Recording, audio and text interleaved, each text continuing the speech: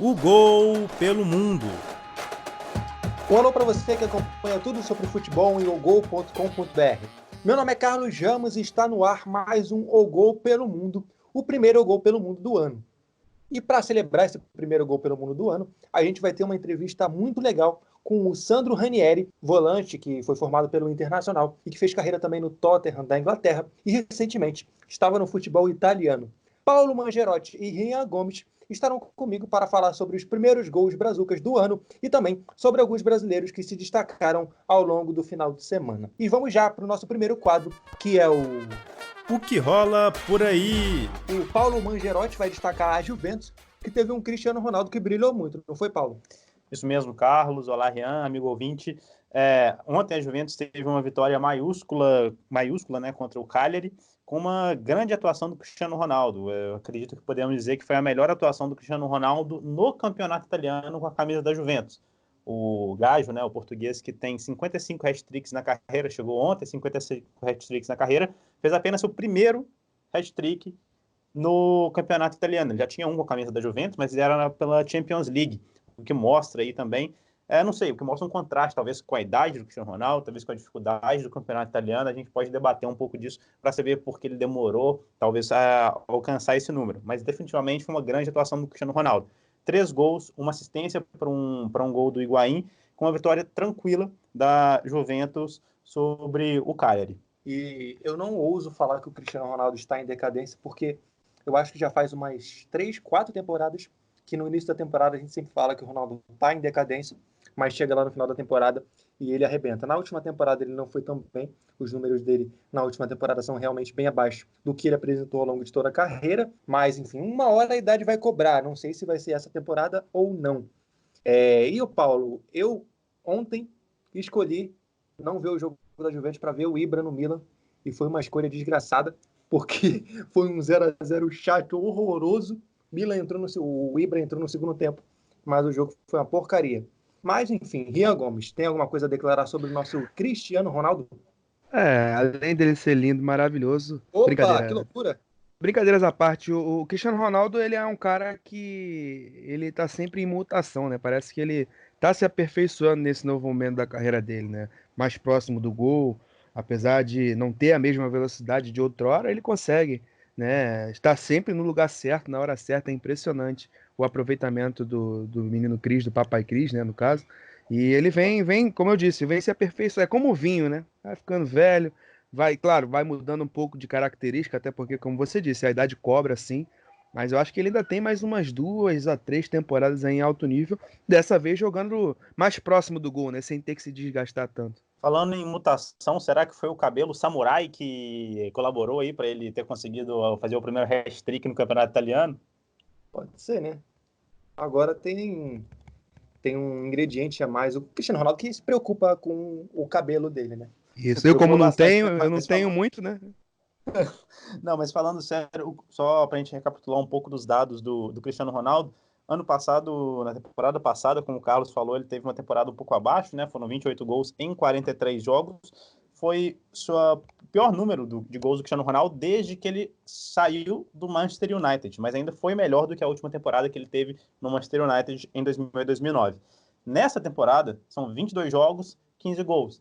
Nada mal, abaixo do que o Cristiano Ronaldo estava acostumado a fazer, mas o perfil do campeonato italiano é muito diferente, né? é A verdade. gente tem um Immobile que está impressionante, né? Espetacular. Lidera nesse momento a corrida para a chuteira de ouro, deve perder logo mais quando o campeonato alemão voltar e o Lewandowski seguir com uma máquina de gols, mas o campeonato italiano tem um perfil muito diferente, não tem esse perfil como o campeonato espanhol, que é o paraíso dos sonhos para os artilheiros, mas mesmo assim, o Cristiano Ronaldo conseguiu esse hat-trick e acho interessante para a gente ver numa Juventus que está num momento também um pouco conturbado, né? A Juventus, a gente tinha muita expectativa com a chegada do Sarri, grandes contratações e vive um momento difícil no campeonato, difícil liderando, né? É sempre bom lembrar que a Juventus está sempre ali liderando, mas nessa briga difícil pela liderança, com a Inter chegando bem, mas vamos ver como é que segue a temporada do Papai Cris aí. E falando ainda um pouco de Juventus, mas indo para o Catar, né? O Rian Gomes vai trazer o destaque dele, que é de um time que tem um ex-jogador da Juventus, né, Rian? Exatamente, Carlos. Eu vou falar sobre o Al Duhail, que é o líder do campeonato Qatari. Inclusive, é um time jovem, né? O Al Duhail, que tem a sua fundação no ano de 2009, né? O time foi fundado como Al Shorta Doha, mudou de nome, foi Opa, rebatizado ainda como bem.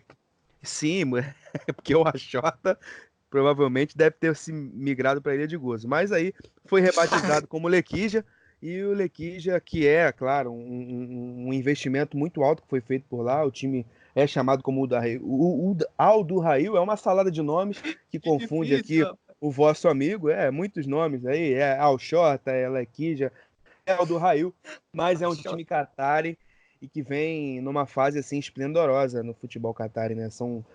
Desde a sua fundação em 2009, já são 6 títulos conquistados da Qatar Stars League, que é a QSL, né, que é a primeira divisão, é a Premier League do Qatar.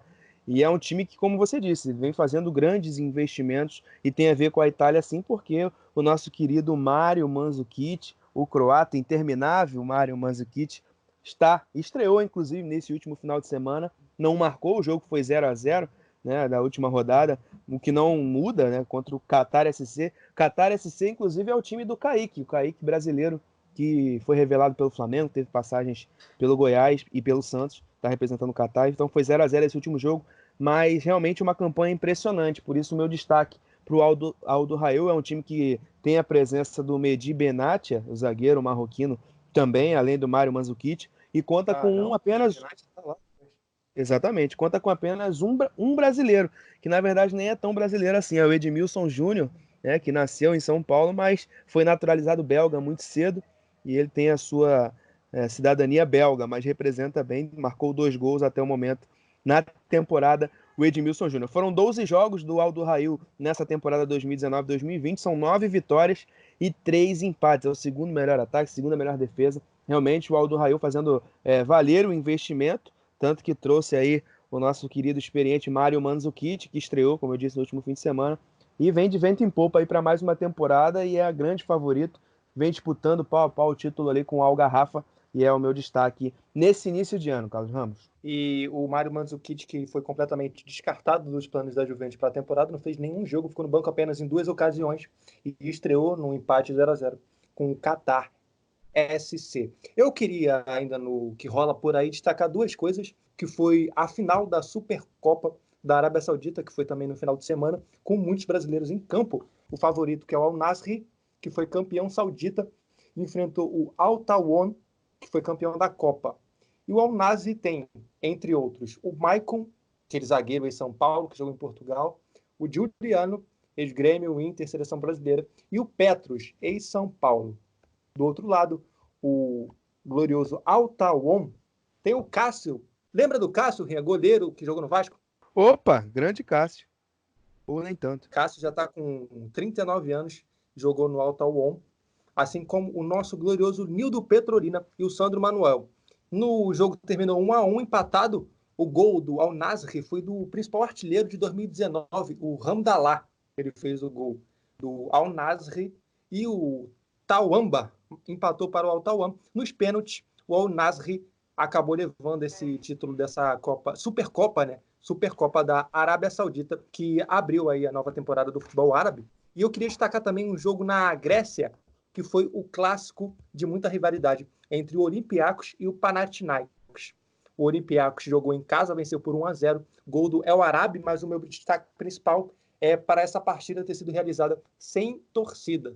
Então, um jogo grego, um clássico grego de muita rivalidade, com muita coisa envolvida aí, sendo disputado sem torcida, é uma coisa realmente que é triste, né? A gente vê aí a gente discutindo no Brasil jogos de torcida única, um clássico disputado sem torcida é a morte lenta do futebol, vocês não acham?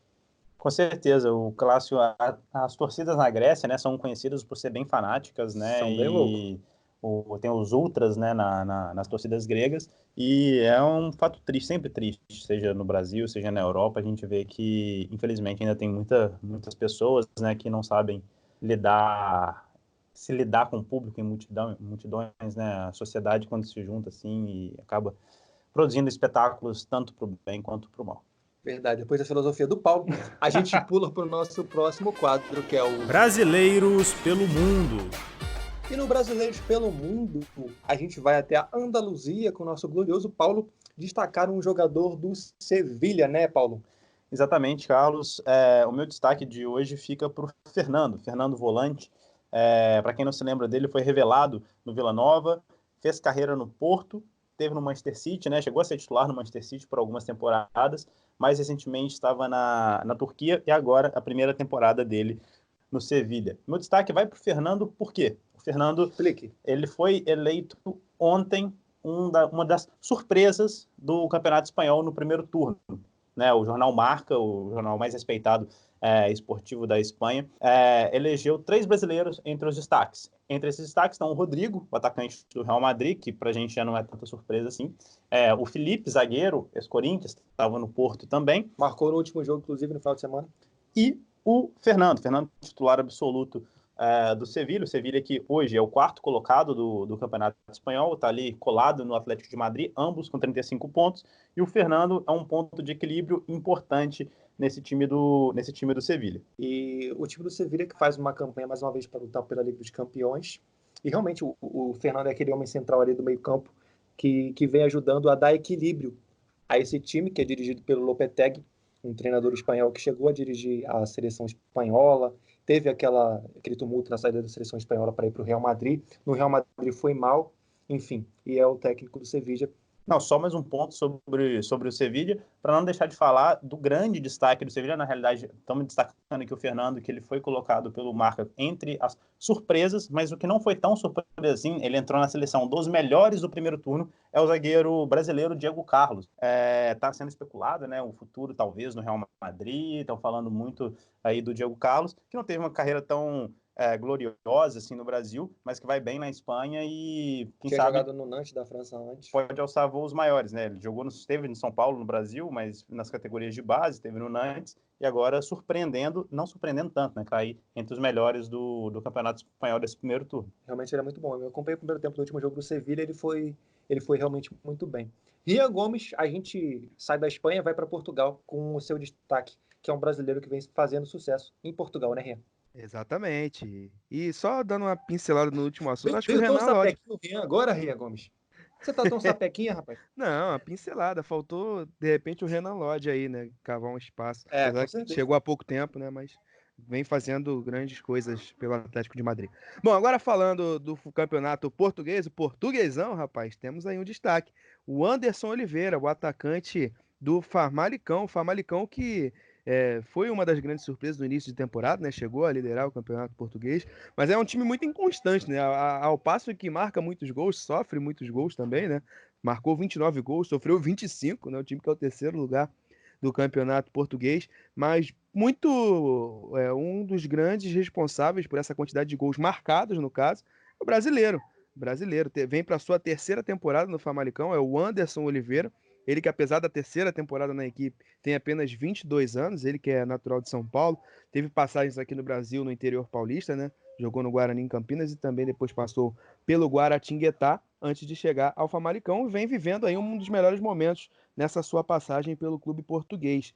Ele que já disputou 17 jogos nessa temporada e marcou 8 gols, 7 pelo campeonato português. Ele que é o terceiro na lista de artilheiros, só vem atrás do brasileiro do Benfica, né, que é o Carlos Vinícius, e também se eu não me engano, agora me foge o nome do artilheiro do campeonato, depois eu vou lembrar.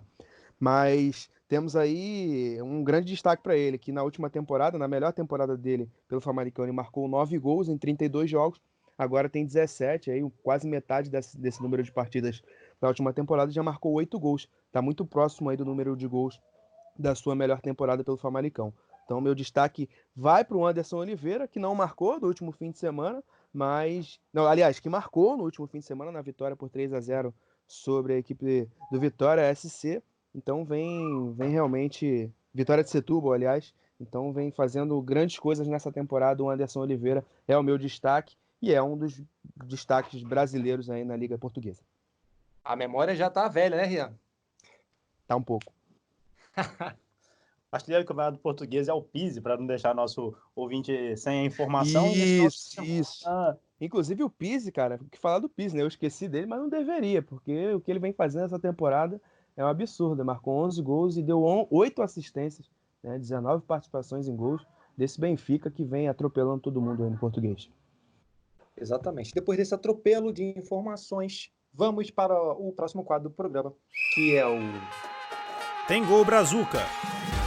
E tem gol Brazuca na Ilha de Goza, minha terra natal, tão querida. Cadu deu início à goleada do Chelquija Tigers sobre o Garbi Rangers. Eu, rapaz, já tô gravando o nome dos times aqui, ó.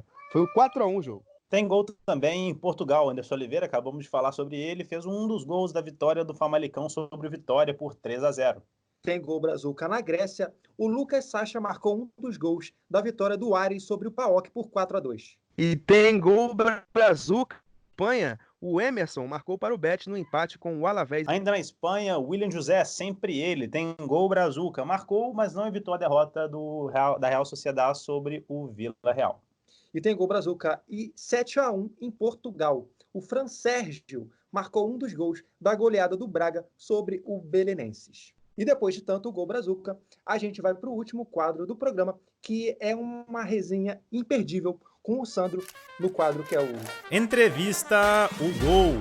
E o convidado do Entrevista ao Gol desta semana é o volante Sandro Ranieri, um convidado muito especial. O Sandro, que tem uma carreira recheada de passagens por clubes grandes aí, não só do Brasil, como também da Europa. Começou no Internacional, jogou na seleção brasileira, passou pelo Tottenham, QPR na Inglaterra, West Bromwich, jogou no futebol turco e, por último, estava atuando no futebol italiano, onde defendeu o Benevento, o Genova e a Udinese. Sandro, primeiramente, quero agradecer aqui a tua participação no podcast do Gol, tudo bem? Tudo certo, eu que agradeço estar aqui com vocês. Maravilha, Sandro. Eu queria, inicialmente, aqui falar contigo sobre o teu início, né? O início da tua trajetória como jogador profissional foi feito no Internacional de Porto Alegre, né? Um clube que você tem raízes até hoje com esse clube, né? Como é que foi o teu início no Internacional? Então, foi um início muito especial, muito bom para mim,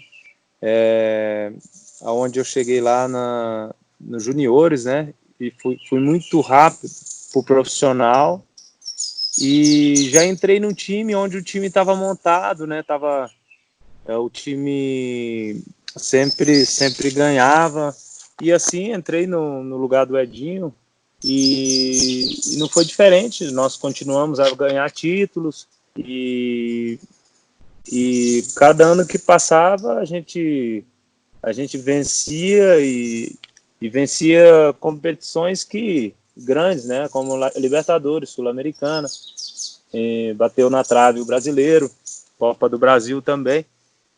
Então foi 3 anos assim muito especiais aí na minha vida, né? O começo assim promissor mesmo. E você entrou no lugar do Edinho, como você falou, né? Numa equipe que já era vitoriosa e contigo continuou vitoriosa, né? Você fez parte da campanha do Internacional de Porto Alegre, campeã da Libertadores, né? Foi um time que ficou marcante para ti também, né? Isso. Como eu te falei, né? Ali estava um time muito bem montado, né? Onde que né, saiu o Edinho, aonde que já estava se desenhando para eu entrar, né? Não foi aquela uma entrada forçada no time, né? Eu já vinha entrando, eu disputei a Sul-Americana, fomos campeão da Sul-Americana, eu entrando sempre no segundo tempo, e assim, gauchão, então eu já estava pedindo passagem também, entendeu? Então, quando eu entrei, eu estava muito preparado, e como eu te disse, o time desenhado, né? O time já pronto. Então foi isso, participar daquele time, um time sensacional, onde que era difícil mesmo a gente perder. E se perdia fora de casa, em casa a gente conseguia reverter. Como foi assim na Libertadores, né? Às vezes a gente perdia fora de casa, mas chegava no Beira-Rio ali, era complicado ganhar da gente. E esse time vai ficar para sempre, né? Na história do Inter, na minha história também, no meu coração. Sandro, Paulo aqui, tudo bem? Fala, Sandro, Paulo, tudo bem?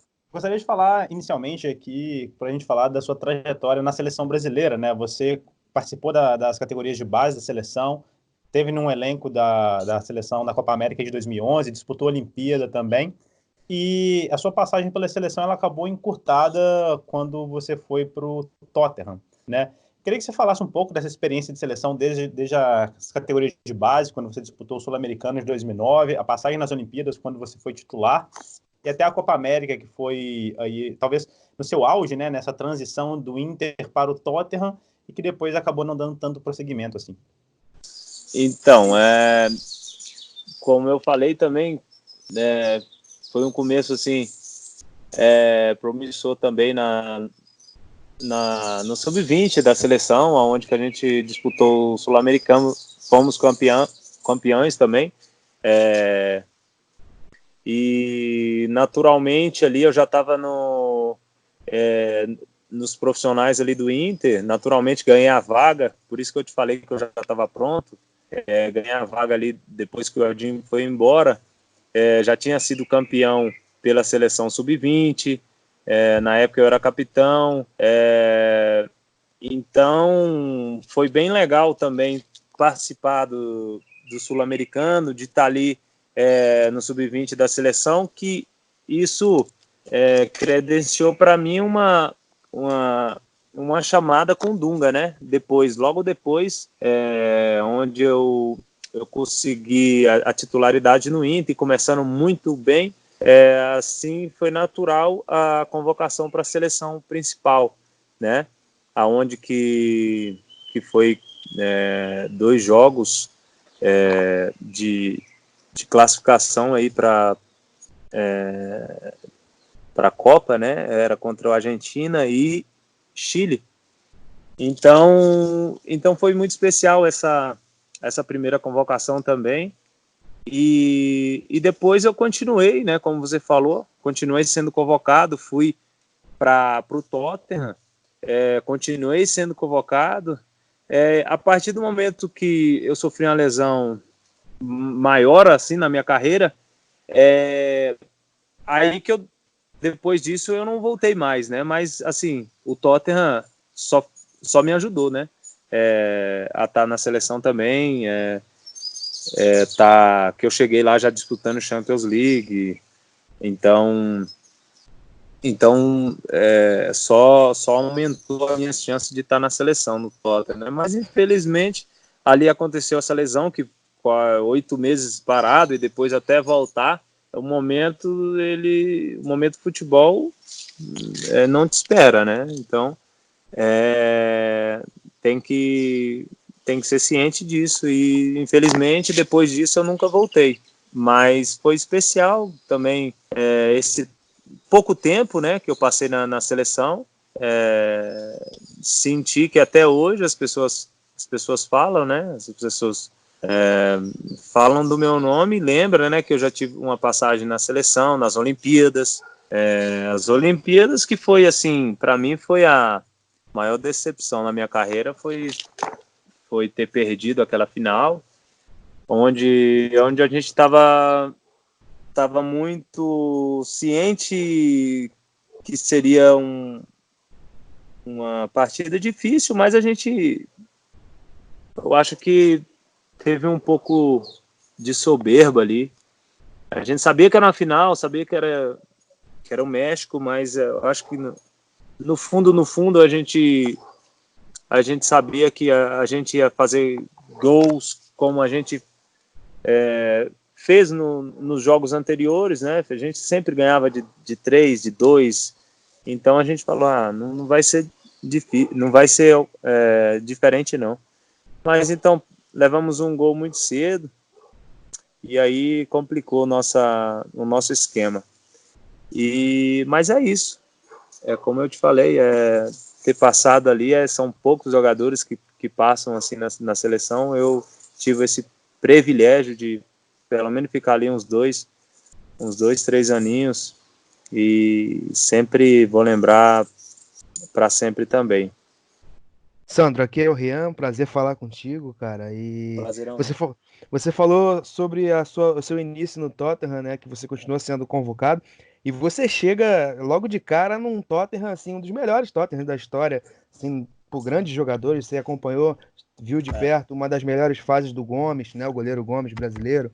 Tinha no time Luka Modric, Gareth verdade, Bale Bale. também, né? Rafael Van der Sim, Vaart, toda essa Peter é, Crouch, enfim, um elenco muito recheado de estrelas, né? Onde vocês chegaram até as quartas de final da Champions League, é. quinto lugar na Premier League. Queria que você falasse sobre essa sua passagem pelo Tottenham, se foi de fato o melhor momento da sua carreira. Ah, com certeza. Como você falou aí, jogar com esses jogadores aí é, é muito especial, né? Até sinto falta, né? Pra ser sincero, sinto falta de jogar assim com grandes jogadores assim que faz um pouco a minha vida mais fácil, né? Porque você ter na frente o Modric, Van der Vaart, Bale, os caras, você toca para os caras, como eu falo para meus amigos, você toca uma bola às vezes até ruim pro cara, você fala, cara, errei o passe, os caras transformam o passe num um passe ruim num passe bom, entendeu? Eles dominam, já tiram um jogador, já dá um passe pro gol, então de uma jogada ruim eles transformam, né?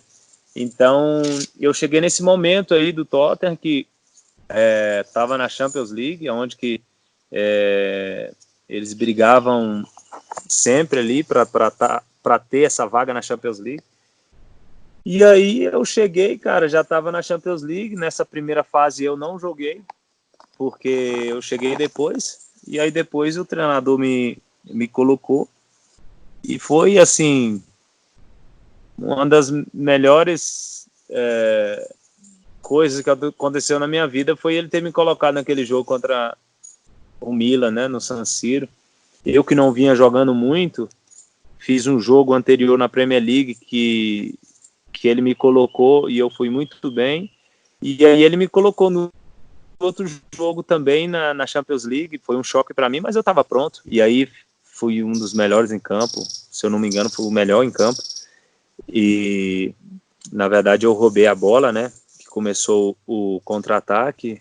Roubei a bola, eu acho que não sei quem pegou a bola, se foi Van der Vaart, abriu para Leno correu, cruzou e Peter Crouch fez o gol. Então, foi a grande fase da minha carreira, assim, foi no Tottenham. Não só nesse começo, mas durante todos os anos no Tottenham,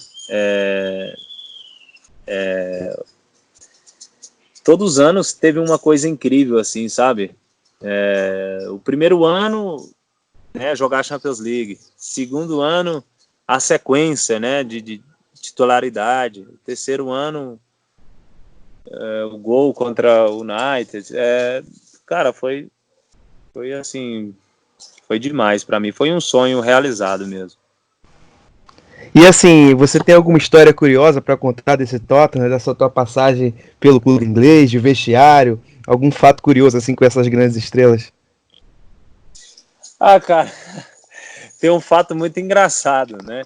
Que eu não entendia muito inglês, né? Não entendia quase nada, né? Na verdade. E o meu treinador, ele tava falando a tática lá para todo mundo e depois chegou para mim e ficou conversando comigo e eu só falava yes, yes, yes.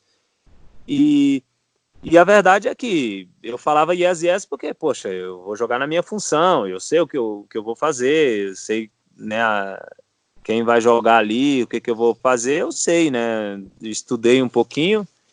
E aí, mas a verdade é que ele estava falando que eu ia jogar em outra posição, porque normalmente jogava eu na frente da zaga, Modric, e depois o Van der Vaart ou um outro jogador assim, nesse triângulo de meio, né? Eu sempre joguei à frente da zaga. E esse jogo, o Modric que ia jogar na frente da zaga, e eu ia jogar do lado direito. E, cara, eu cheguei no campo e eu tava na minha posição. E aí, de repente, vem o Modric falando comigo, Sandro, eu vou jogar aqui. Eu falei, que Modric? Tu não vai jogar aqui, né? Em português, eu vou jogar aqui. Tu vai jogar na sua, que é aqui, do meu lado direito, Van der Vaart ali, tal, tudo certo, como a gente treinou, tal. Rapaz, e aí o Van der Vaart, como eles falavam um pouco de espanhol, ele veio me explicar, não, Sandra, que hoje mudou um pouquinho, você vai jogar, o Modric vai jogar aí, você vai jogar do lado direito e eu vou jogar do lado esquerdo. fechou. Aí, rapaz, infelizmente, a gente perdeu uns 3-0 esse jogo. Era Copa da Itália, a gente perdeu 3-0 contra o Fulham. E aí, reunião no outro dia, o Harry Knapp furioso. Perdemos de 3-0, não pode acontecer. Harry Knapp furioso e perguntando o que aconteceu, gente. Que coisa, nunca aconteceu isso. E ele, né, xingando, culpando os jogadores. E aí o Van der Vaart, sem querer, me ferrou, né? Sem querer. Ele falou assim, treinador, mas a culpa é sua também, porque tem jogador que entra em campo e nem sabe que posição que vai jogar. Caramba, quando ele falou isso, rapaz, o treinador ficou um arara, falando, mas que jogador? Quem é que não sabe? Como assim? Não tô entendendo. Aí o Van der Vaart, não, o Sandro chegou lá dentro de campo, não sabia que ele ia jogar do lado direito ali, não. Aí ele falou, caramba, aí eu não entendia inglês nada não, mas eu acho que comecei a entender depois desse dia. Ele me xingou tanto, cara, me xingou tanto, que, cara, nossa, foi muito engraçado. Eu também não entendia muito, só ficava depois eu dando risada, né? Todo mundo falava, nossa, Sandro. Mas aí foi assim, eu levei pra brincadeira, sabe? Não levei assim. E então foi uma resenha assim que sempre eu lembro assim e dou risada ainda. Mas Cara, pra gente aprender, né? A gente não sabe, não tem que ficar falando que sabe, né? Que entende.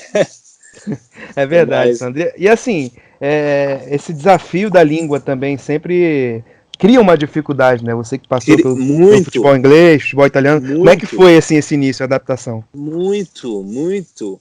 É assim, é uma coisa que eu falo, às vezes o treinador escolhe outro porque que ele é que ele é inglês, né, que ele entende, então você tem que mostrar muito, você tá um nível muito acima, porque senão o treinador vai escolher aquele ali que entende, que conversa, que tal, e se você estiver no mesmo nível, ele vai sempre escolher o outro que entende, que conversa, porque dentro de campo, para eles lá é muito importante você conversar, você né, você ter diálogo com seus companheiros, né? E é verdade, é crucial você falar, você, né, até brigar com seu companheiro, cara, não pode fazer isso, fica aqui, não vai. Então, no início foi muito difícil para mim. Graças a Deus que tinha o Gomes lá, né? Qualquer coisinha ele vinha me falar, ó, Sandro, ó, é isso, é aquilo, fala pro outro ali, fazer isso aqui. Então, eu também, assim, depois dos 6 meses, eu comecei já a entender, né? Lógico que eu não falava, mas eu já entendi, assim, não é que eu falava yes sem entender, não.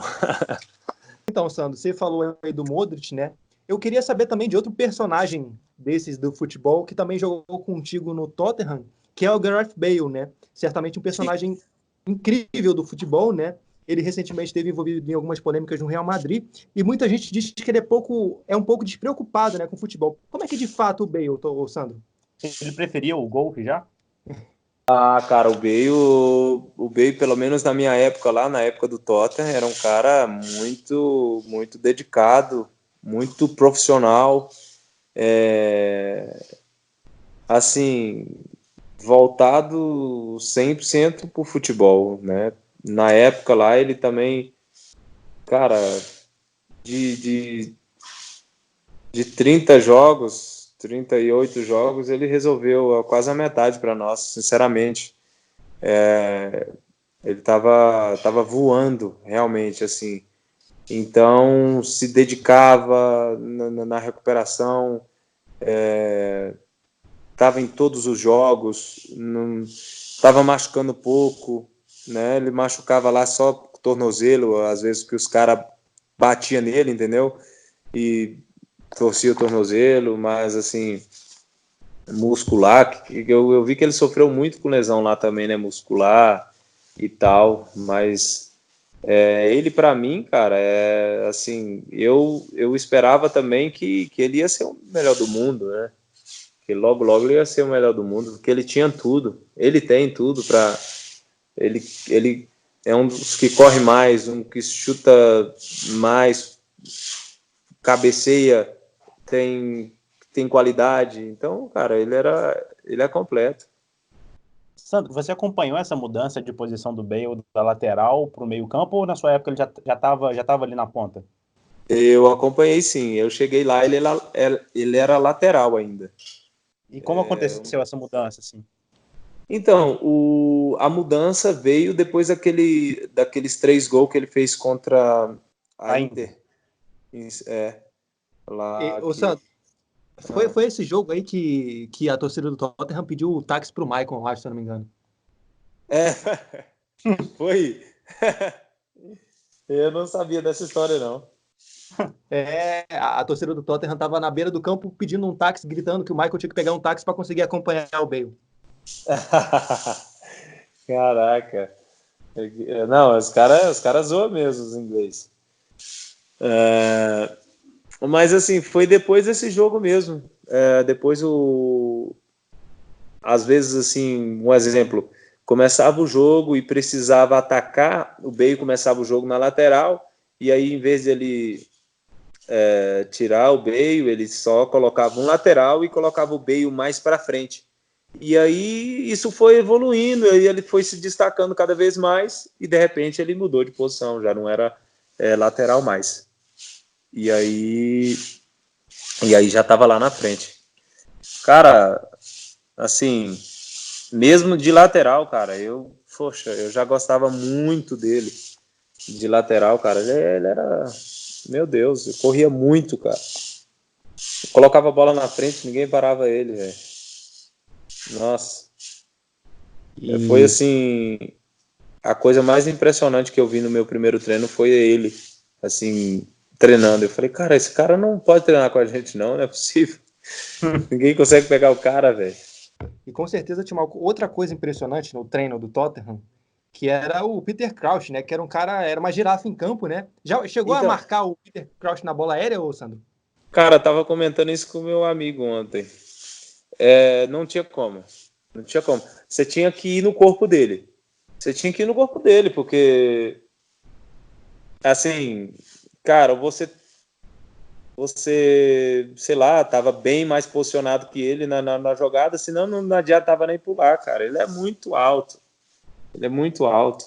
E geralmente eu ia no corpo dele, eu pulava e saltava para tirar ele, para destabilizar ele no alto, entendeu? Para não deixar ele cabecear, ele ia cabecear, mas para mim eu só queria deixar ele assim, não cabecear tão bem, entendeu? É quase briga de girafa. Já viu briga de girafa? Ela vai com a cabeça na perna da outra só para ela cair, senão não tem como. Não tem como, cara, não tem como. E tu já chegou aí lá em Londres, em algum pub assim com o Peter Crouch? Tem alguma história divertida dele? Não, mas tem uma do voo.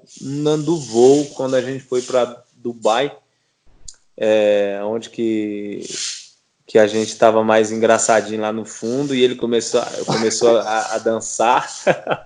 Ele começou a dançar? Peter Crouch dançando, cara, lá dentro do avião, lá atrás, cara, que engraçado, velho. É uma cena assim que nunca vai sair da minha mente. Infelizmente, né? Mas ele dizendo que ele era top. Era a dança do robô, não? Era a dança do robô, Ele mexia Crouch lá tudo. Tem uma das frases mais célebres aí do futebol, falou que perguntaram para ele o que ele seria se não fosse jogador de futebol, ele disse que seria virgem.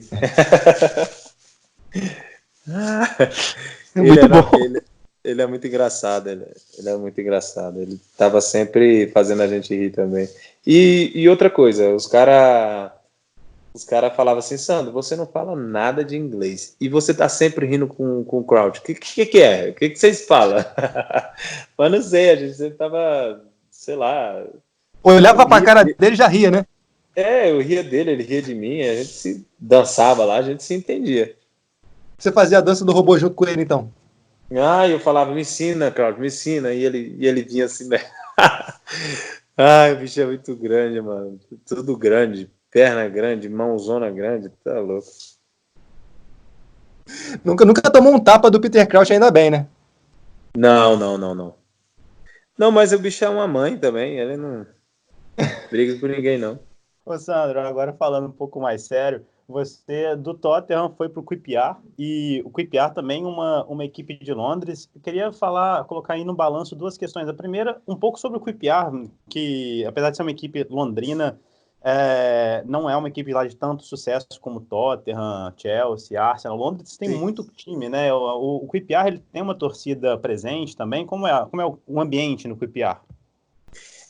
Ali para Londres, para Inglaterra, o QPR tem uma história, entendeu? Que o QPR era, antigamente, era um time que chegava, né? Era um time que ganhava, mas isso ficou no passado, mas ele tem a história, entendeu? E muitos falam que, tipo, para você chegar em Londres, você tem que ir no time, no estádio do QPR, entendeu? Que é aquele estádiozinho mais histórico, que é pequenininho, mas é uma atmosfera muito boa, tá sempre cheio também. Ele é bem lógico dentro da cidade, né? bem dentro, do lado do shopping, o maior shopping da Europa, na verdade, é do lado. Então o QPR, ele tem muita história, só que vocês sabem, né? Hoje o que manda é investimento. E não que o dono não investiu, mas investe, às vezes não dá certo, né? Aí eu acho que ele parou agora, por duas tentativas bem fortes de investimento que ele fez e não conseguiu nada, eu acho que ele parou, não quer mais assim, investir muito no futebol, não. Então o time está ali na segunda, mas é um time de história, ali da Inglaterra, de Londres, mas infelizmente a torcida é até triste assim, infelizmente vai ficar muito tempo ali na segunda divisão sem estar na primeira, porque hoje o futebol vive de investimento, né? Não tem como. E você chegou, a minha segunda pergunta era justamente sobre o QPR nesse sentido do investimento. Você chegou nesse momento de investimento, não foi um investimento como City, Chelsea passaram, mas o QPR teve esse grande investimento também, né? Nomes como você chegou a jogar com o Ferdinand, o Loic Remy, o Vargas, e também uma figura polêmica, né? Que é o Joey Barton, seu companheiro de posição. Espetacular, né? Acho que deve ter alguma resenha boa com o Joey Barton, né? O Joe fala muito, mas no vestiário ele não. Ele é tranquilo, ele gosta de falar muito, mas ele é tranquilo. Ele não, lógico que ele está sempre envolvido em debate. Lá no vestiário, ele está sempre envolvido. Em qualquer debate ele está, entendeu? E a opinião dele é muito forte, entendeu? Ele fala e vai, e ele é muito polêmico. Mas assim, tipo, ele é tranquilão. Tipo, cheguei lá da mesma posição dele, porra, me tratou super bem e tal. Pensei que ia dar uma treta, eu já estava preparado. Mas foi Já não com a pistola ali engatilhada. Não saí do Brasil eu já fui treta de inglês, né? Eu já fui preparado pra treta, velho. Aí chegou lá, ele, pô, me dando bem-vindo assim, me deixando em casa. Eu falei, esse cara não é tão assim não, pô. E agora, mas assim, naquele... Porque assim, se você for parar pra ver assim, foi dois investimentos fortes, né? O que o Piá 2 anos atrás, 2 anos atrás, tinha feito um investimento muito forte também. Mas aí não conseguiu também, que era na época lá do Cissé, dos outros jogadores também, né? E também não conseguiu. E aí agora presidente falou, não, vou investir forte, e não conseguiu também. Mas, assim, é uma coisa que o futebol também não perdoa, né, cara? Não pode fazer um investimento para amanhã, né? Para dar resultado amanhã. Tem que fazer um investimento para dar resultado 2, 3 anos, colocar a equipe junto, porque assim é muito propício ao erro, porque às vezes tem bons jogadores, mas os caras não se dão, um não corre pro outro. Aí, cara, é complicado. No futebol tem muito isso. Aí já a vitória não vem. Aí, cara, todo mundo começa a brigar com todo mundo. Aí daquele investimento lá, cara, uns não começam a jogar, um não quer jogar. Cara, é uma bagunça, velho. Sandro, e Yeah. você depois dessa tua passagem pelo QPR, você chegou a ter uma passagem pelo West Bromwich, depois você embarcou para a Turquia, né, cara? A gente falava aqui sobre o desafio da língua, como foi para você chegar num país novo, né? A Turquia tem um estilo de futebol um pouco diferente. Você que jogou no Antalyaspor, queria que você contasse um pouquinho da tua experiência lá no país turco. Então eu senti muito. A verdade é que eu senti muito. Eu estava quase 7 anos na Inglaterra, aonde que é o berço do futebol, né? É onde que tá tudo perfeito para você, né? Você chegar e jogar. E já na Turquia já não é bem assim, né? Já não é bem assim. Eu estava numa estrutura boa, mas até o estilo de treinamento. Poxa, eu senti muito. Eu falei, cara, nossa, eu senti um baque, porque na Inglaterra é tudo de bom e do melhor, até de treinadores, de tecnologia, tá lá, né? Tá lá. E na Turquia já tá um pouco atrasado, já uns treinadores mais velhos, com a mentalidade mais velha, entendeu? Então eu senti Muita coisa muito. atrasada, inclusive o salário, que muita gente diz, né? Justamente isso, cara.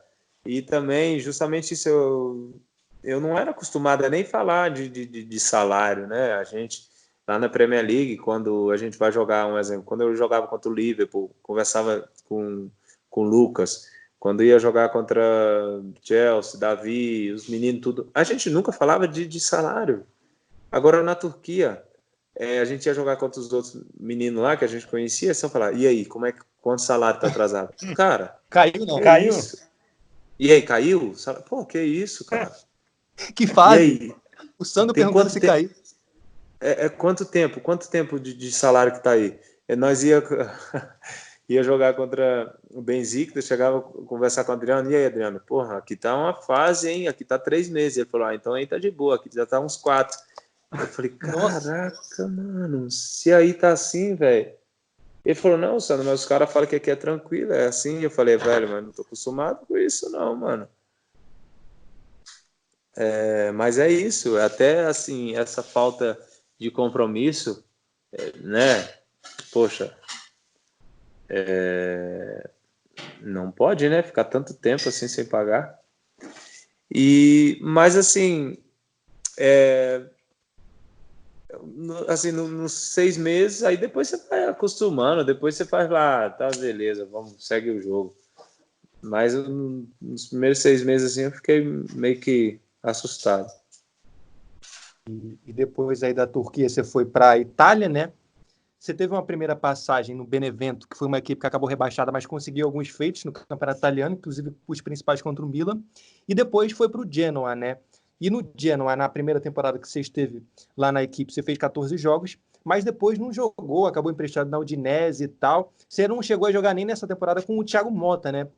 Chegaram a te explicar algum motivo por você ter ficado de fora dos planos do Genoa, assim, de uma hora para outra? Não. Eu acho que eles pensavam que eu ia ser negociado, né? Na verdade, eles queriam que eu fosse negociado e eles pensavam que eu ia ficar lá no Udinese ou, se não, eu ia sair, né? Mas o que estava aparecendo para mim era voltar para a Turquia, alguns outros lugares que eu falei, cara, para mim... Turquia não, né? Eu falei, agora não, cara, acabei de voltar de lá. E eu tava com 2 anos de contrato na Europa, e eu falei, cara, não preciso, velho, eu quero jogar aqui. Aí eles falaram, não, aqui vai ser difícil. Eu falei, então fica complicado, eu não posso voltar para lá. E aí foi assim, eles meio que me afastaram, porque eles também compraram os jogadores, né? Pensando que eu ia sair. E aí meio que eles me colocaram na pressãozinha para sair, mas eu não saí. E aí depois ficou aquele ambiente meio chato. Aí eles falaram, não, vamos entrar em um acordo, Sandro. Eu falei, tô pronto, porque aqui vocês falaram que não vai me colocar para jogar. Eu quero jogar, cara. Tô jovem, tô me sentindo forte, então eu quero jogar. E aí, cara, não podia rescindir, tipo assim, em outubro, aí nós fizemos um acordo lá que em janeiro eu voltava para rescindir. E foi assim que aconteceu. Aproveitando essa deixa de mercado, Sandro, você tem sempre o nome especulado no mercado brasileiro, né? E agora também com a janela de transferência aberta tanto no Brasil quanto na Europa. O que a gente pode esperar um pouco aí de movimentação? Já está na hora de voltar para casa? Ainda busca algo na Europa ou em outro continente? Você ainda não passou pela Ásia, né? Um continente cada vez mais explorado pelos jogadores brasileiros. O que a gente pode esperar do seu futuro aí? Então, eu tô, assim, como eu falo para todo mundo, eu tô aberto assim para qualquer mercado, né? Hoje eu tô sem clube e a minha prioridade é, ao mais rápido possível, achar o clube e começar a jogar, a treinar, fazer o que eu mais gosto, né? Porque essa já vai para 6 meses, né? Sem jogar, então a verdade é que a gente fica ansioso assim para jogar, né? Para voltar, para competir, porque tá no sangue, né? Então, para mim, se vier uma proposta daqui do Brasil, eu vou analisar com muito carinho e é isso. Se também da Europa, de outro lugar também, eu só quero que venha logo, né, uma oficial para que eu comece a conversar com a minha esposa e ver o que a gente faz, né? Porque a verdade é que eu quero que aconteça isso logo, entendeu?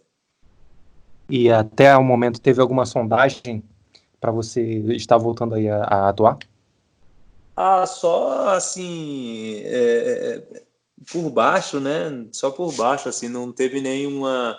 Só da Turquia. Não, sempre os mercados, né? Porque, tipo. Turquia sempre liga, né, ô Sandro? Vamos falar a verdade aqui. A Turquia sempre liga para todo mundo. Sempre liga, a Turquia tá sempre querendo. Mas, assim, graças a Deus, eu sempre tá vinculado aí o meu nome aí em alguns outros mercados. Mas só que é muita especulação no momento, né? Não dá nem para a gente falar que é muito. Tá mais sem uma coisa, entendeu? Então, até hoje eu nunca recebi uma proposta oficial, entendeu? E creio eu que já vai se desenhar, né, para aí os próximos dias, mas até então nada.